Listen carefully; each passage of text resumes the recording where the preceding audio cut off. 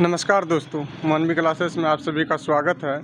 आज जो है एनसीईआरटी साइंस का अध्याय तीसरा है, जिसमें कि चैप्टर का नाम है उचित आहार स्वास्थ्य शरीर का आधार।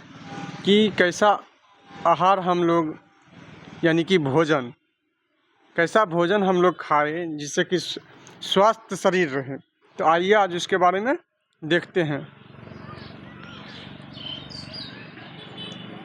इसमें लिखा हुआ है, कौन निरोगी है, कौन निरोगी है।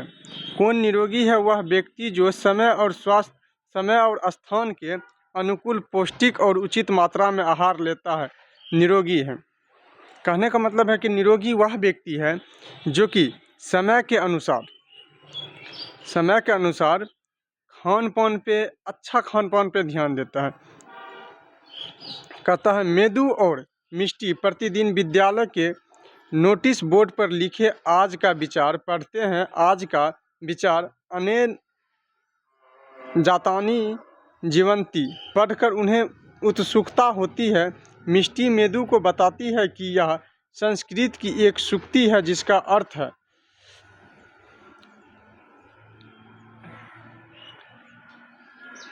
आहार जीवित प्राणियों को जीवन देता है।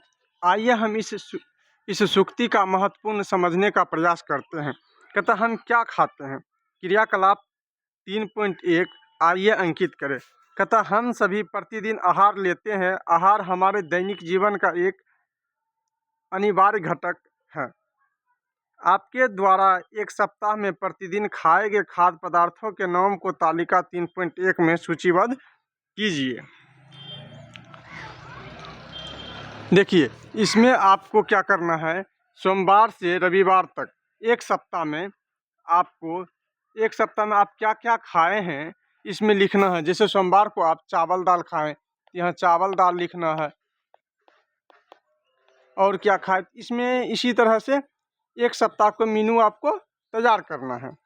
कहता तालिका 3.1 में अंकित जानकारी के आधार पर आपने आहार के संबंध में आपको क्या विशेष बात ध्यान में आती है। क्या आप प्रत्येक आहार में एक ही प्रकार का खाना खाते हैं या अलग अलग समय पर आपकी पसंद अलग अलग होती है। अपनी सूची की तुलना अपने मित्रों के द्वारा बनाई गई सूची से कीजिए।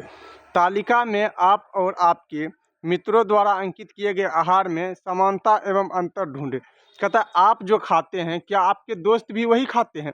अगर अलग अलग खाते हैं तो दोनों में क्या अंतर है उसको जानिए। कहता तालिका का अवलोकन करने पर आप क्या पाते हैं उसे अपनी नोटबुक में अंकित करें। आपका ध्यान इस बात की ओर गया होगा कि आपके और आपके मित्रों द्वारा खाए गए आहार में विविधता है।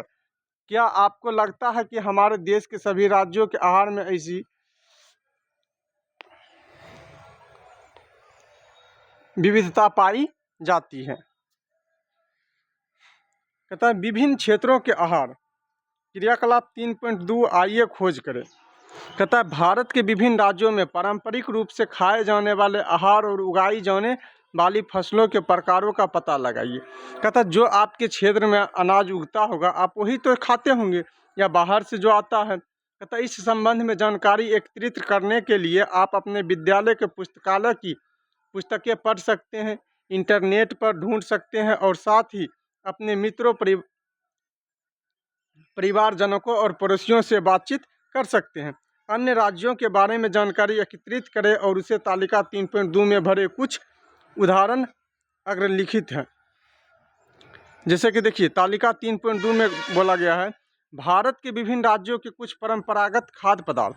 कहता राज्य दिया हुआ है और यह स्थानीय स्तर पर उगाई जाने वाली फसलें, खाए जाने वाले कुछ पारंपरिक खाद्य पदार्थ और पेय, मतलब पीने वाला चीज़। कहता पंजाब में देखिए मक्का होता है, गेहूं होता है, चना होता है, दाल होता है। खाए जाने मक्के की रोटी, सरसों का साग, छोले भटूरे, पराठा, हलवा, खीर। अब पीने के पदार्थ में लस्सी, छाछ, दूध, चाय। क्या कि वहाँ पंजाब के आदमी गाय भैंस भी पालते हैं, उससे इसको लस्सी, छाछ, दूध का उपयोग करते हैं। कर्नाटक में देखिए चावल, रागी, उड़द, नारियल। कहता है इसके खाने वाला भाग इडली, डोसा, सांभर, नारियल चटनी, रागी मुड्डे, पाइलिया, रसम चावल, पीने के लिए छाछ, कॉफ़ी, चाय। ये मणिपुर का देखिए, मणिपुर में क्या उगता है? चावल, बांस, सोयाबीन। खाने के लिए चावल, इरम्बा, चटनी, उती, पीली मटर और हरे प्याज की तरी, सिंगजू, कांगसोई, बिना दूध की चाय। कहता क्या हमें देश के विभिन्न राज्यों में खाए जाने वाले पारंपरिक आहार में विविधता दिखाई देती है, ऐसा क्यों है? कहता तालिका 3.2 में आपके द्वारा एकत्रित की गई जानकारी का विश्लेषण कीजिए। क्या इसमें ऐसे खाद्य पदार्थ हैं जो कई राज्यों में खाए जाते हैं? उन खाद्य पदार्थों की एक सूची बनाइए। आप पाएंगे कि कुछ खाद्य पदार्थ अनेक राज्यों में खाए जाते हैं, वहीं कुछ ऐसे भी हैं जो केवल किसी राज्य विशेष में ही खाए जाते हैं। मतलब कुछ खाद्य पदार्थ जो है ये हर एक राज्य में मिलता जुलता है, और कुछ ऐसा खाद्य पदार्थ है जो कि सिर्फ उसी राज्य में खाया जाता है। कहता आप पारंपरिक खाद्य पदार्थ और स्थानीय स्तर पर उगाई जाने वाली फसलों के मध्य क्या संबंध पाते हैं? आपने अवलोकन किया होगा कि किसी राज्य का पारंपरिक आहार वहाँ उगाई जाने वाली स्थानीय फसलों पर आधारित होता है। भारत एक कृषि प्रधान देश है। यहाँ विविध प्रकार की मृदा और जलवायु होती है, जिसके विभिन्न क्षेत्रों में मृदा के प्रकार और जलवायु परिस्थिति के आधार पर भिन्न भिन्न फसलें उगाई जाती है। कहता भारत के विभिन्न क्षेत्रों में आहारीय प्रवृत्तियाँ उस विशेष क्षेत्र में की जाने वाली खाद्य फसलों की खेती, स्वाद, प्राथमिकता, संस्कृति और परंपराओं के अनुसार भिन्न हो सकती है। कहता 3.112 समय के साथ भोजन पकाने की पद्धतियाँ कैसे परिवर्तित हुई हैं, कि भोजन पकाने की पद्धति कैसे बदला गया है। कहता आपने सीखा है कि विभिन्न राज्यों में खान पान की आदतें भिन्न भिन्न हैं। हमारे भोजन के विकल्प और भोजन बनाने की पद्धति एक दूसरे से भिन्न होते हैं। क्या समय के साथ खान पान की आदतें और भोजन पकाने की पद्धतियाँ परिवर्तित हो गई? हाँ, बिल्कुल परिवर्तित हुई है। पहले जो हमारे बुजुर्ग लोग थे वो सिर्फ मकई की रोटी, साग और क्या बोलते उसको, राई की रोटी, ये सब मोटा मोटा अनाज खाते थे।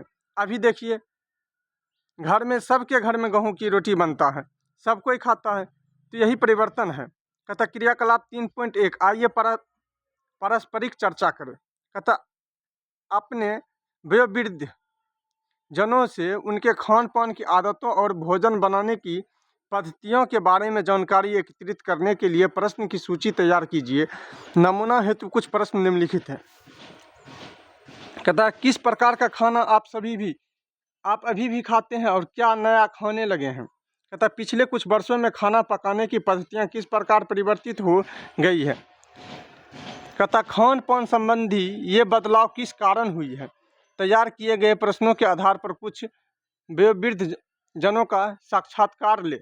देखिए पहले पारंपरिक चूल्हा, पहले जो लोग था, पहले लोग चूल्हा पे खाना बनाता था। अभी इसमें क्या बदलाव हुआ है? अभी जो है आधुनिक गैस चूल्हा का यूज होने लगा है।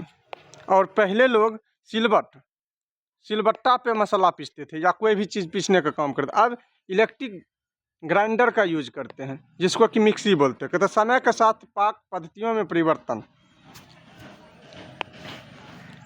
कहता आपके द्वारा लिए गए साक्षात्कारों से क्या ज्ञात हुआ? भोजन पकाने की पद्धतियाँ, जिन्हें पद्धतियाँ भी कहते हैं, समय के साथ परिवर्तन हो गई है। पारंपरिक व आधुनिक पाक पद्धतियों में बहुत अंतर है। पहले के समय में भोजन पकाने के लिए अधिकतर पारंपरिक चूल्हों का उपयोग किया जाता था, जो चित्र 3.1 के क में दिखाया गया है। अब भोजन पकाने के लिए अधिकांश लोग आधुनिक गैस चूल्हों का उपयोग करते हैं। चित्र 3.1 के ख में दिखाया गया है। कहता पहले के समय में पत्थर के सिलबट्टे का उपयोग कर हाथों से पीसने का कार्य किया जाता था। 3.1 के ग में इन दिनों हम खाद्य पदार्थों को आसानी से पीसने के लिए इलेक्ट्रिक ग्राइंडर, विद्युत चालित पिसाई मशीन का उपयोग करते हैं। जो चित्र 3.1 के घ भोजन पकाने और पीसने की अन्य विधियों का पता लगाइए। तथा समय के साथ पाक पद्धतियों में ये परिवर्तन क्यों हुई है? इन परिवर्तनों के प्रमुख कारण तकनीकी विकास, बेहतर परिवर्तन और बेहतर संचार साधन हो सकते हैं। कहता भोजन के घटक क्या हैं? आइए देखते हैं भोजन के घटक क्या क्या हैं। कहता मेदू और मिष्टी अपने स्कूल द्वारा आयोजित पारंपरिक खाद्य महोत्सव देखने जाते हैं। महोत्सव का विषय है स्वस्थ आहार स्वस्थ जीवन।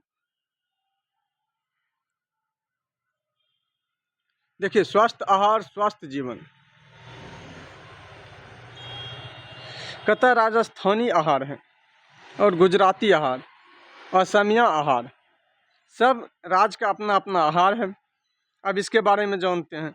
कहता इस महोत्सव में विभिन्न प्रकार के पारंपरिक व्यंजनों को प्रदर्शित करते हुए भिन्न भिन्न स्टॉल हैं। पोषण विशेषज्ञ डॉक्टर पोषिता विद्यार्थियों को बताती है कि स्वास्थ्य ही परम धन है, स्वास्थ्य ही परम धन है। वास्तव में स्वास्थ्य जो है परम धन होता है, क्योंकि आपके पास बहुत सारा रुपया हो जाए लेकिन आपका स्वास्थ्य ही आपके अनुसार नहीं कार्य करे तो फिर उस पैसा का आप क्या कर सकते हैं? सारा पैसा स्वास्थ्य सही करने में लगाइएगा। इससे अच्छा है कि आप स्वास्थ्य पे ध्यान दीजिए और सही से खाइए। आइए जानते हैं डॉक्टर पोषिता के इस कथन का अभिप्राय क्या है। क्या आप कभी बिना खाना खाए रहे हैं? जब आप खाना नहीं खाते हैं तो आपको कैसा अनुभव होता है? जब हम कुछ समय तक भोजन नहीं करते हैं तो हम थका हुआ और कम ऊर्जावान अनुभव करते हैं। आपके अनुसार एक मैराथन धावक दौड़ के समय और उसके पश्चात ग्लूकोज युक्त पानी क्यों पीता है?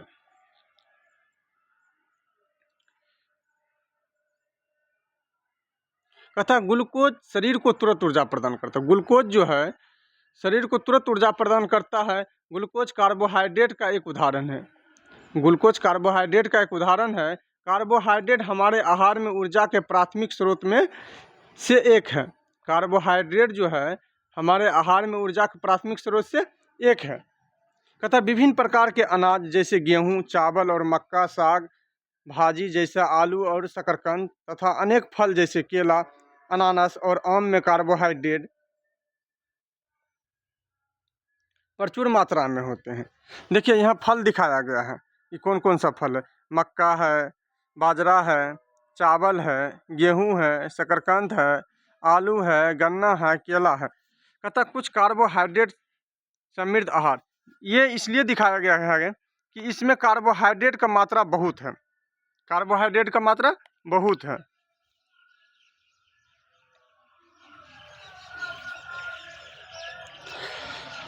कहता क्या आप जानते हैं कि सामान्य चीनी भी एक प्रकार का कार्बोहाइड्रेट है?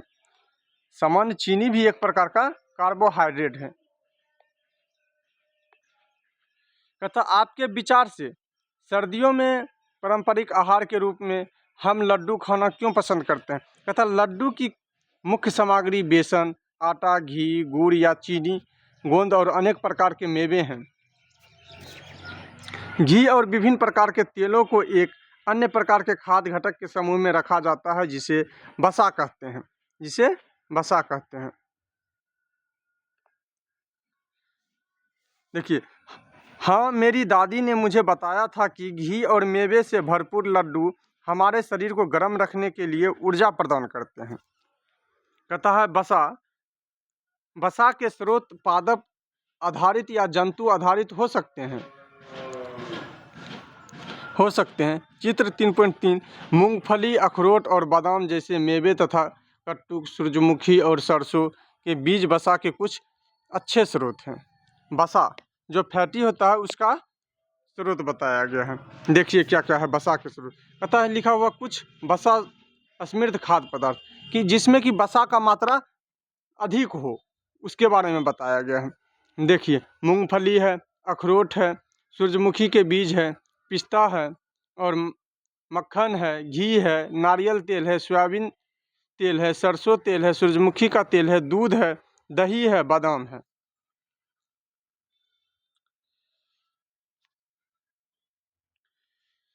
कार्बोहाइड्रेट और वसा हमें विभिन्न गतिविधियां करने के लिए ऊर्जा प्रदान करते हैं। इस कारण से इन्हें ऊर्जा परदायी भोजन का नाम भी दिया गया है। देखिए, कार्बोहाइड्रेट और वसा हमें विभिन्न गतिविधियों से ऊर्जा प्रदान करते हैं। जो ऊर्जा प्रदान करता है उसे ऊर्जा प्रदानीय भोजन के नाम से जाना जाता है। हमारे शरीर में वसा ऊर्जा का एक संग्रहित स्रोत है। शरीर में जो है वसा ही जब आप नहीं खाते हैं तो वसा ही धीरे धीरे वो शरीर को ऊर्जा देता है। कहता ध्रुवीय भालू की त्वचा के नीचे बहुत अधिक वसा एकत्रित होती है। यह वसा ऊर्जा स्रोत के रूप में कार्य करता है। यह उनकी महीनों लंबी सर्दियों की नींद की अवधि शीत निष्क्रियता के समय बिना खाए जीवित रहने में सहायता करती है। तो आप समझ गए ना, जो आप खाना नहीं खाते हैं तो वही वसा ऊर्जा के रूप में मतलब घुलनशील होते रहता है। कहता प्रोटीन भी हमारे आहार का एक महत्वपूर्ण भाग है। देखिए, आप जानिए प्रोटीन क्या होता है। कहता दूध उत्पादन और दालें प्रोटीन के अच्छे स्रोत हैं। दूध और दाल प्रोटीन के अच्छे स्रोत हैं। कहता खिलाड़ियों को अपनी मांसपेशियां बनाने के लिए अधिक मात्रा में प्रोटीन की आवश्यकता होती है। कई लोग प्रोटीन पौधों के साथ साथ जंतु से भी प्राप्त करते हैं। प्रोटीन के कुछ उत्कृष्ट पादप स्रोत दालें, फलियां, मटर और मेवे। कहता प्रोटीन के जंतु स्रोत जो कि जीव जंतु से हमें मिलता है। कहता दूध है, पनीर है, अंडा है, मछली है, मांस है।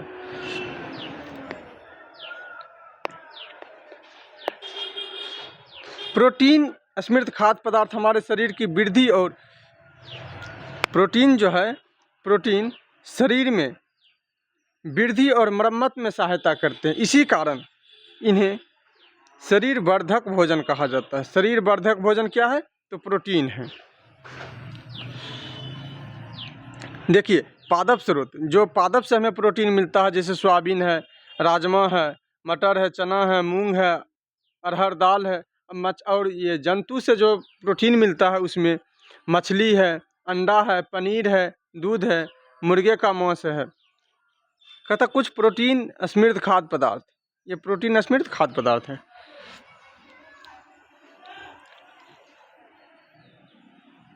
कहता बढ़ते बच्चों के उचित विकास और वृद्धि के लिए उनके आहार में सही मात्रा में प्रोटीन, मतलब हाइट बढ़ाने के लिए भी प्रोटीन का मात्रा सम्मिलित किया जाता है। कहता इनमें से कौन सा खाद्य पदार्थ आपके दैनिक आहार का भाग है? कहता क्या आपने कभी छत्रक, मशरूम देखे हैं? ये अधिकतर अंधेरे और नमी वाले स्थानों पर उगते हैं। खाद्य मशरूम प्रोटीन का एक अच्छा स्रोत है। मशरूम जो है प्रोटीन का अच्छा स्रोत है। कहता आपको क्या लगता है कि हमें अपने दैनिक आहार में फल, साग, सब्जी और पादप आधारित खाद्य पदार्थों को सम्मिलित करने की सलाह क्यों दी जाती है? आइए निम्नलिखित 2 अध्यायों को पढ़कर हम कुछ खाद्य घटकों के महत्व को समझते हैं। अध्ययन 1। कहता पुराने समय में लंबी यात्रा के दौरान नाविक अक्सर मसूरों में रक्तस्राव और सूजन से पीड़ित हो जाते थे। 1746 की लंबी यात्रा के दौरान स्कॉटलैंड के चिकित्सक जेम्स लिंड ने देखा कि जिन नाविकों ने नींबू और संतरों का सेवन किया वे इस रोग से मुक्त हो गए। मसूरों से रक्त आना और उनमें सूजन होना स्कर्वी रोग के लक्षण हैं। स्कर्वी रोग के लक्षण है जो कि विटामिन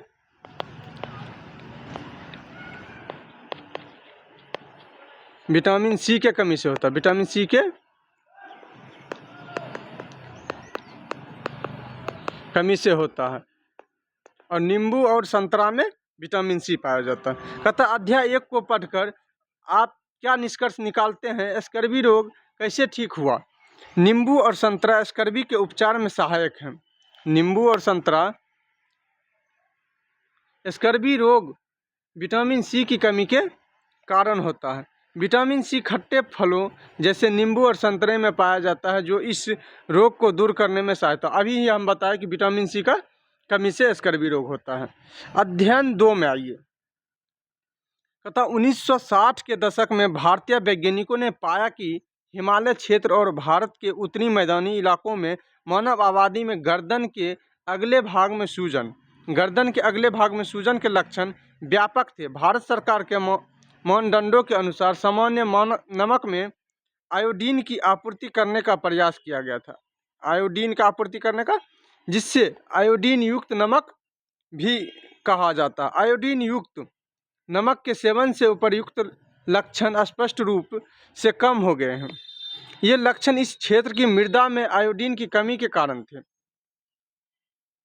देखिए, मृदा में आयोडीन की कमी होगा तो जो उससे हम खाद्य पदार्थ उगाएंगे तो उसमें भी आयोडीन की कमी रहेगी, जिसके परिणाम स्वरूप स्थानीय भोजन और जल में आयोडीन की कमी हो गई। गर्दन के अगले भाग में सूजन घेघा नामक रोग का लक्षण है। घेघा नामक रोग का लक्षण है, जिसको गलफुलिया बीमारी भी कहते हैं। कहता अध्ययन 2 से आपने क्या निष्कर्ष निकाला? कहता आपने समाचार पत्रों और विज्ञानों के द्वारा आयोडीन युक्त नमक के बारे में जाना होगा, अथवा आपने नमक के पैकेट पर भी आयोडीन युक्त नमक लिखा हुआ पढ़ा होगा। इसका अर्थ क्या है? वास्तव में आयोडीन युक्त नमक साधारण नमक ही है, जिसमें वांछित मात्रा में आयोडीन के लवण मिलाए जाते हैं। कुछ मात्रा में आयोडीन के लवण मिलाए जाते हैं। कहता नमक की खेती अगरिया नामक जनजाति समुदाय की एक पारंपरिक प्रथा है। अगरिया नमक वे कच्छ के छोटे रण तथा गुजरात के अन्य भागों में नमक की खेती करते हैं। नमक की खेती के लिए, देखिए नमक की खेती कहाँ? गुजरात में। खेती के लिए 8 महीने तक रेगिस्तान की भीषण गर्मी में रहते हैं और समुद्र के पानी से नमक प्राप्त करने के लिए कड़ी मेहनत करते हैं। हमारे शरीर को विभिन्न रोगों से बचाने वाले अन्य खाद्य घटकों के बारे में और अधिक जानकारी आप कैसे प्राप्त करेंगे? कहता क्रियाकलाप 3.4 आइए सर्वेक्षण करें। कहता विभिन्न खाद्य घटकों के स्रोतों और कार्य का पता लगाने के लिए चित्र 3.5 में दिए गए चार्ट का अध्ययन करें और विटामिन एवं खनिज के और अन्य स्रोतों का पता लगाइए। साथ ही इन खाद्य घटकों की कमी से होने वाले रोगों के लक्षण को भी समझें। कहता आपने अपने पड़ोस में जाइए और लोगों से बातचीत कीजिए तथा पता लगाइए कि क्या किसी व्यक्ति में चित्र में सूचीबद्ध लक्षण दिखाई देता है। शिक्षक के मार्गदर्शन में विद्यार्थियों द्वारा इस प्रकार की एक जांच परियोजना की जा सकती है। कहता इन लक्षणों को उनके आहार के साथ सहसंबंधित कीजिए और पोषण की कमी के कारण होने वाले रोग या विकास की पहचान कीजिए। कहता देखे गए लक्षणों के संभावित कारण और सुधार के लिए आहार में आवश्यक परिवर्तन के बारे में सुझाव दीजिए। कहता उन्हें चिकित्सक से परामर्श लेने के लिए कहिए। देखिए ये एक चार्ट पेपर है जिसमें कि दिखाया गया है कि भोजक के घटक विटामिन या खनिज, कार्य क्या होता है, स्रोत कहाँ से आता है, अभावजन्य रोग या विकार, लक्षण क्या क्या होगा। कहता विटामिन ए आँखों और त्वचा को स्वस्थ रखता है। स्रोत पपीता, गाजर, आम और दूध। कहता दृष्टि की ह्रास या क्षति होता है, इस रोग से देखने की क्षमता में क्षति होता है। लक्षण क्या है? दुर्बल दृष्टि, अंधेरे रात में कम दिखाई देना, रतौंधी, कभी कभी पूर्ण रूप से दिखाई देना बंद हो जाना। अब देखिए विटामिन B1 कहता हृदय को स्वस्थ रखता है और शरीर को विभिन्न कार्य करने में सहायता करता है। कहाँ से मिलता है? फलियां, मेवे, संपूर्ण अनाज, बीज, दूध से बने पदार्थ। बेरी विटामिन B1 के कमी से बेरी रोग होता है। कहता सूजन, हाथों और पैरों में जलन या झंझनाहट, सांस लेने में परेशानी।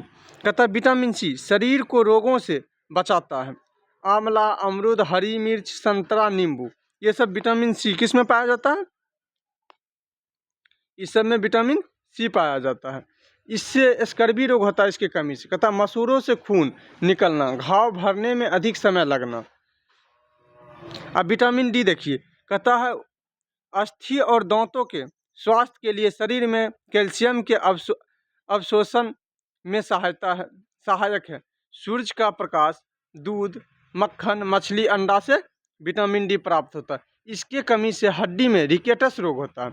देखिए, अस्थियों का मुलायम होकर मुड़ जाना। कहता कैल्शियम से क्या होता है, हमारी अस्थियों और दांतों को स्वस्थ रखता है। दूध, सोया दूध, दही, चीज, पनीर से प्राप्त होता है। अस्थि और दंत क्षय, दुर्लभ अस्थियां दंत क्षय। कहता आयोडीन, कहता शरीर और मानसिक क्रियाओं में सहायक है। कहता आयोडीन युक्त नमक सिंघाड़ा, समुद्री शैवाल से प्राप्त होता है। इससे घेघा यानी कि गाइटर रोग होता है। गर्दन के अग्रभाग में सूजन हो जाता है। कहता आयरन लोह तत्व, कहता रक्त का संपूर्ण महत्वपूर्ण घटक है। आयरन रक्त का महत्वपूर्ण घटक है। हरे पत्तेदार साग, चुकंदर, अनार से प्राप्त होता है। कहता दूध की कमी, एनीमिया, रक्ताल्पता, कहता दुर्बलता व सांस लेने में कठिनाई। कहता विटामिन और खनिज, उनके कुछ खाद्य स्रोत तथा उनकी कमी से होने वाले रोग या विकार एवं लक्षण चार्ट।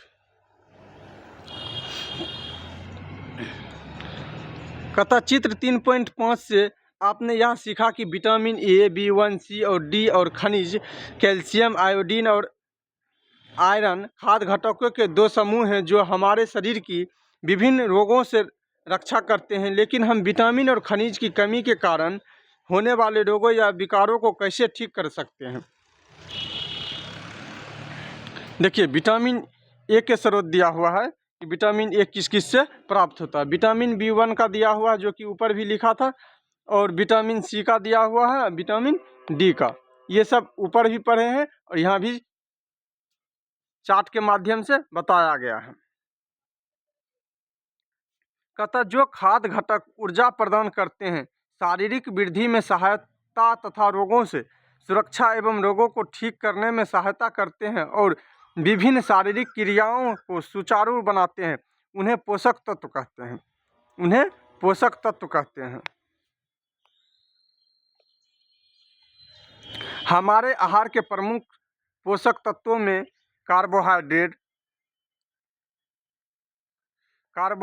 प्रोटीन, वसा व विटामिन, खनिज सम्मिलित है। कहता विटामिन और खनिजों को सुरक्षात्मक पोषक तत्व भी कहा जाता है। विटामिन और खनिज को सुरक्षात्मक पोषक तत्व भी कहा जाता है। ये पोषक तत्व हमारे शरीर को रोगों से बचाते हैं और हमें स्वस्थ रखते हैं। आपके माता पिता ने आपको नियमित रूप से दूध, हरे साग सब्जी, फल और साबुत अनाज खाने की सलाह दी होगी। ये खाद्य पदार्थ विटामिन और खनिज से भरपूर हैं। चित्र 3.6 यद्यपि विटामिन और खनिजों की आवश्यकता अल्प मात्रा में ही होती है, लेकिन वे हमारे शरीर को स्वस्थ रखने के लिए आवश्यक है। कहता कच्ची और पकी हुई साग सब्जी में आप क्या अंतर देखते हैं। जो कच्ची साग सब्जी है और जो पका हुआ साग सब्जी है, उसमें क्या अंतर आपको देखने को मिलता है, आइए जानते। कहता क्या आपने कभी देखा है कि पकाए जाने पर साग सब्जी कभी कभी अपना चटक रंग खो देती है या नरम और कम कुरकुरी हो जाती है। खाना पकाते समय उच्च ताप के कारण उनमें से विटामिन सी जैसे कुछ पोषक तत्व भी नष्ट हो जाते हैं। क्या हमारे आहार में कुछ फलों और कच्ची साग सब्जी को सम्मिलित करना बुद्धिमानी नहीं होगी। कटी हुई या छिली हुई साग सब्जी और फलों को धोने से भी कुछ विटामिन नष्ट हो जाते हैं। देख लीजिए, कहता आप अगर काट के कुछ साग सब्जी को धोते हैं या फल को धोते हैं, उससे भी विटामिन की नष्ट होता है। फिर भी उपयोग से पहले सभी फलों और साग सब्जी को अच्छे से धोया जाना आवश्यक है।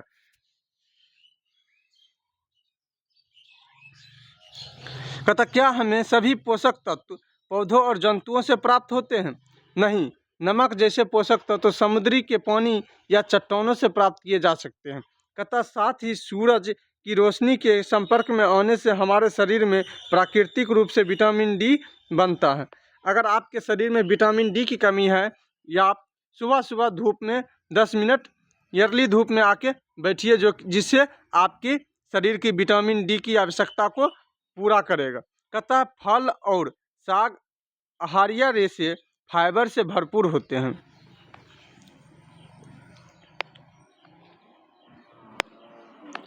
फल और साग आहारीय रेशे फाइबर से भरपूर होते हैं। आइए देखते हैं कि आहारीय रेशे हमारे लिए किस प्रकार लाभदायक है। कहता आवश्यक पोषक तत्वों के अतिरिक्त हमारे शरीर को आहारीय रेशों और जल की आवश्यकता होती है। आहारीय रेशे जिन्हें रुक्षांश भी कहा जाता है हमारे शरीर को कोई पोषक तत्व प्रदान नहीं करते हैं, फिर भी यह हमारे आहार का एक आवश्यक घटक है। यह हमारे शरीर को अनपचे आहार से छुटकारा दिलाने में मदद करता है और मल के सुचारू निकास को सुनिश्चित करता है। हमारे आहार में रुक्षांश मुख्य रूप से पादप उत्पादकों द्वारा प्राप्त किया जाता है। हरे पत्तेदार साग, ताजे फल, साबुत अनाज, दालें और मेवे रुद्रांश के अच्छे उदाहरण हैं।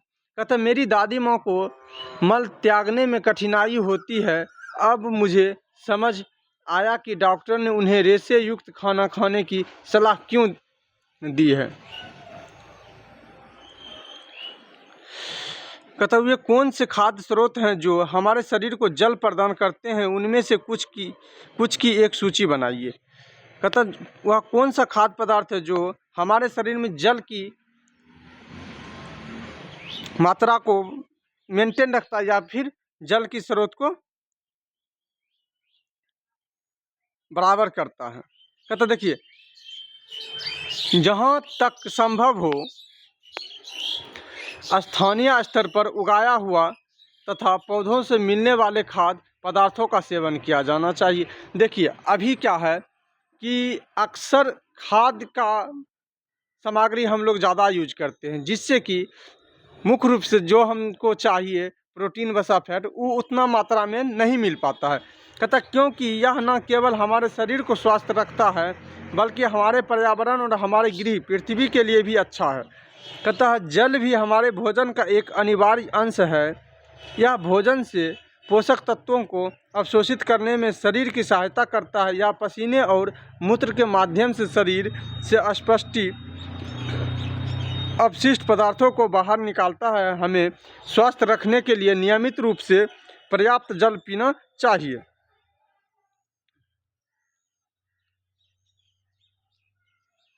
कहता वैज्ञानिक से परिचय।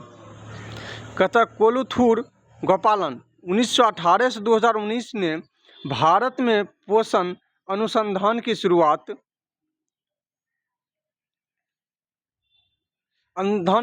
की। उन्होंने 500 से अधिक भारतीय खाद्य पदार्थों का उनके पोषण मूल्य के आधार पर विश्लेषण किया और भारतीय संदर्भ में एक उपयुक्त आहार की संस्तुति की। उन्होंने भारतीय आबादी की पोषण स्थिति पर किए गए सर्वेक्षण का नेतृत्व किया, जिसमें प्रोटीन, ऊर्जा और अन्य खाद्य घटकों में व्यापक स्तर पर कमियों की पहचान की गई। इसके परिणाम स्वरूप 2002 में मध्याह्न भोजन योजना लागू की, जिसे प्रधानमंत्री पोषण शक्ति निर्माण योजना PM पोषण कहा जाता है। इस योजना का उद्देश्य भारत के सरकारी और सरकारी सहायता प्राप्त स्कूलों में संतुलित आहार उपलब्ध कराना है। कहता इस योजना ने देश भर में करोड़ों बच्चों के स्वास्थ्य और पोषण को बेहतर बनाने में महत्वपूर्ण भूमिका निभाई है।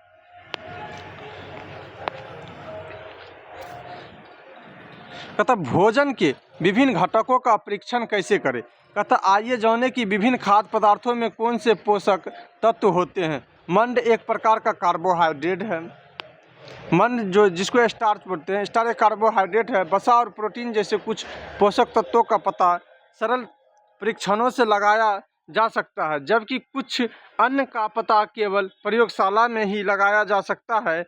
आइए जानें कि हम कुछ खाद्य पदार्थों में मंड, स्टार्च, वसा और प्रोटीन की उपस्थिति का पता कैसे लगाते हैं।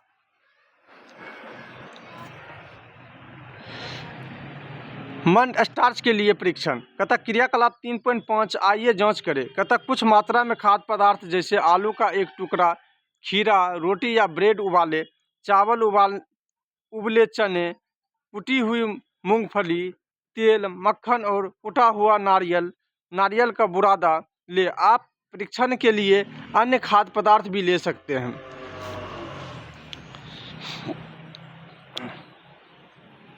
कहता प्रत्येक पदार्थ के छोटे टुकड़े अलग अलग प्लेट में रखें। कहता ड्रॉपर की सहायता से किसी एक खाद्य पदार्थ पर तनु आयोडीन विलयन 2 से 3 बूंदे डालें। देखें कि यह खाद्य पदार्थ के रंग में कोई परिवर्तन आया, क्या यह नीला काला हो गया है। अपने अवलोकन को तालिका 3.3 में अंकित करें। नीला काला रंग मंड की उपस्थिति को दर्शाता है। देखिए, अगर पूछे कि नीला काला रंग क्या दर्शाता है तो मंड की स्थिति का, हाँ इसमें स्टार्च की मात्रा है। कहता वसा के लिए परीक्षण। क्रियाकलाप 3.5 में मंड की उपस्थिति का पता लगाने के लिए आपने जिन खाद्य पदार्थों का सर्वेक्षण किया था उन्हीं की छोटी सी मात्रा ले। प्रत्येक खाद्य पदार्थ के एक छोटे भाग को कागज के